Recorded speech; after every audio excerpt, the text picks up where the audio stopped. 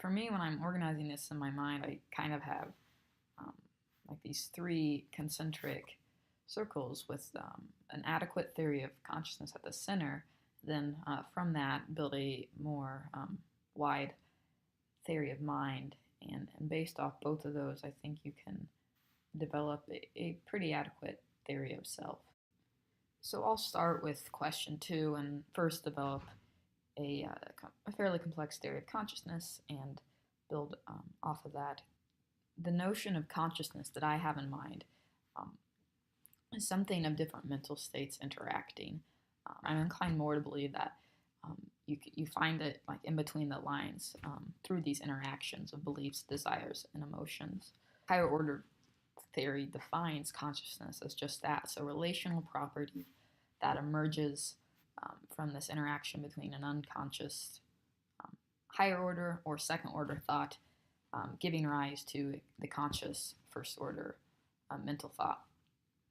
And I'll just focus on David Rosenthal's variation, which is called the higher order thought theory. I like his the best because you can have conscious perceptions or conscious introspections, which only emerge from the higher order or second order unconscious mental states.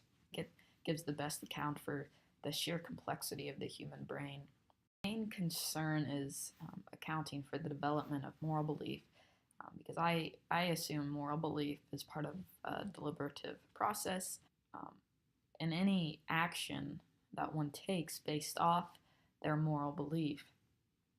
According to the higher thought theory, it puts into question what the true motive or the true impetus for that action is. And I think Rosenthal would be committed to saying that it ultimately comes down to the second order unconscious mental state. It does have its strengths because I think Rosenthal's inclusion of both perception and introspection can account for several conditions of consciousness, like the awareness of one's body, awareness of one's environment, and awareness of quality. And I do have some issues with awareness of a moral self, according to the higher thought theory. So I think the second best option to look at on consciousness is the multiple drafts, because I think a proper theory of consciousness must be quite robust and consider a lot of different angles, and I think Dennett does that the second best. As opposed to Rosenthal, then, Dennett doesn't focus on different mental states. He focuses on the different homuncular subsystems that produced different types of awareness. Still an external theory of consciousness, just because Cunningham says that Dennett does not mean to imply consciousness is these different awarenesses produced by the homuncular subsystems, but it's somehow external of them, are conscious when you somehow string together, tie together all of these different awarenesses. Still return to the issue of conscious introspective thoughts, which derive from a deliberative process. I'm mainly thinking of moral beliefs. So perhaps then on Dennett's view, you could say that moral awareness has its own homuncular subsystem, and as in the output is the moral awareness, but I can't see where the input is. What mental content or mental states are you putting into this subsystem, and how does it process so that the output is moral awareness or moral belief? So the multiple drafts view still does not solve the questions of introspective / deliberative thoughts. It's important to draw some conclusions as I go forward to talk about my theory of mind. So right now, the issue with the higher order thought theory is that any action that is caused by a moral agent due to their moral belief must ultimately be attributed to a higher order unconscious mental event. So given that, I think awareness of one's moral self is a necessary condition for consciousness. I see 3 options going forward. 1, moral beliefs must somehow become entrenched as unconscious higher order thoughts, and perhaps the emergent first order thought is just simply moral evaluation, and that evaluation leads to action. 2, The unconscious second order mental event is not a thought at all. 3, the second order thought is only limitedly unconscious. I'm most persuaded by the higher order thought theory. Obviously, I still think there are some gaps in it, but the width that it covers, given our brain complexity, I like it the best. Based off that, my theory of mind must be a physicalist theory of mind, just because I do not want to deal with the mind-body interaction problem. And according to the higher order thought theory, if there's a higher order sensory perception giving rise to a conscious thought, there's already some mind-body interaction. And 2, if somehow a second order thought can give rise to that first order moral belief, again, the jury's out on access to the second order thought. There's still intentional behavior coming from the first order conscious thought. So again, there's some mind-body interaction. I'll discuss Ryle's category mistake and non-reductive physicalism. Obviously, non-reductive physicalism is a form of a physicalist theory of mind, and Ryleanism is kind of different. It posits that the mind is neither physical or non-physical. But non-reductive physicalism entails that all mental events are part of our space-time reality and the physical spatial organization of the human brain, but those mental events and states cannot be completely and adequately explained by neuroscience. Non-reductive physicalism expects kind of a more conceptual language to explain those mental states. I like non-reductive physicalism the best because I think it allows us to say there is more to our mental states without denying the science behind them. Still, Gilbert Ryle's category mistake of the mind, I think it's still worth mentioning because at a glance, there are some comparisons between what I was saying about moral belief leading to moral agency and what Ryle says about belief leading to behavior. So I'll just briefly go over those and ultimately circle back to why the non-reductive physicalism is preferable over Ryleanism. Ryle, what he says is a belief is kind of just a construct of language manifested in intentional behavior, but there really is no mental concept behind that belief. Organizationally, the structure is the same as what I was saying, was that belief leads to behavior, but my belief, again, it's not just a linguistic construct. There is a deliberative process that leads to the emergence of a moral belief, which then leads to an intentional act. An even more obvious rational error and combining Ryle's category mistake and his theory of mind with the higher order thought theory of consciousness, and that comes from perception side of the higher order thought theory. Ryleanism kind of contradictingly presupposes a second mental state.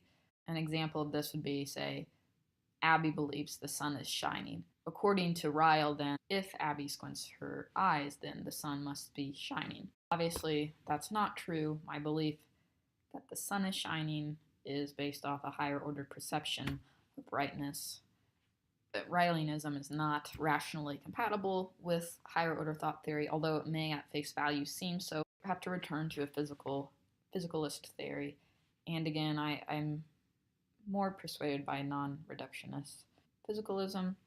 It's important to note that not to get confused of the non-reductionist idea of physical states supervening on mental states with the higher order thought theory of unconscious states producing conscious states. The nature of physical states in the framework of a non-reductionist physicalist theory is that they're all pervasive, they're present in more than in all mental states, not just the ones involved with consciousness. So now the question is, what theory of self best fits a higher order thought theory of consciousness and the non-reductionist physicalist theory of mind? And for me, there are two main ones, the psychological continuity theory of self and the narrative theory of self. Given the psychological continuities focus on psychological events, obviously, I think it's compatible with a physicalist theory of mind. So for a psychological continuity theory of self, requires a fairly sophisticated theory of consciousness, which, as I've said, I think the higher order thought theory best accounts for the complexity of human consciousness. In my paper, I talked about Locke's requirements of active thought and active recognition of that thought. I think there's a way it could be applied to the higher order thought structure. I think it would require that the thought is the higher order mental state, and that the recognition is the conscious mental state, and that the thought is not realized and reflected upon until it becomes consciously recognized and recognized as possessed by me, by the individual. But this also assumes that the higher order thought is the same conscious, recognized thought. And I think that that's a problem for higher order perceptions of becoming conscious thoughts, because obviously sensory perceptions and thoughts have different content. So that's why I don't think the psychological continuity theory is completely compatible with the higher order thought theory. And I did this in my paper, but I think the hermeneutical narrative self can kind of offer the assist in this case, because it involves moral agency, intentionality, and narrative history. And I actually particularly express in my paper that that narrative context is higher ordered within the individual. The narrative self is pretty applicable to multiple theories of mind, physicalist and dualist. So there's no irrational contradiction between a narrative theory of self and a non-reductionist physicalist theory of mind. Ultimately, I think what I'm proposing is that within the framework of a hermeneutical narrative self, that problem of the deliberative second order thought giving rise to a established moral belief, and how does the deliberative process take place if the second order event is unconscious? And I think that can be answered with what I just said, the higher order narrative context.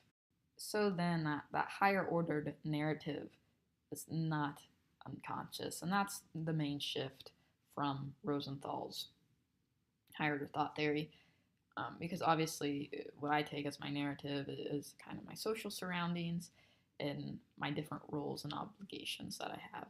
I do think they're higher ordered because they are kind of indwelling in us. We're born into them. And I think sometimes we can lose track of them, as in they can slip into our subconscious. They're not permanently unconscious, but as I said earlier, any deliberative process that gives rise to a conscious moral belief, you must have access to the second order thought. It's acceptable to understand Rosenthal's second ordered state as kind of the narrative progression. If progression involves your religion, your community, your culture, social positions, and any evaluative beliefs that emerge from that narrative depends on your awareness of that narrative. So then maybe it's not limited access to the narrative history, but it's just ignored access or voluntarily forfeited access. It's not perfect because ultimately the second order thing is not a mental state. The second order thing is kind of a progression of one's narrative story. It's their narrative context, it's their line of narrative history. So that's how I would close with this hopefully comprehensive hermeneutical narrative self that draws from the higher ordered theory of consciousness and the non-reductionist physicalist theory of mind.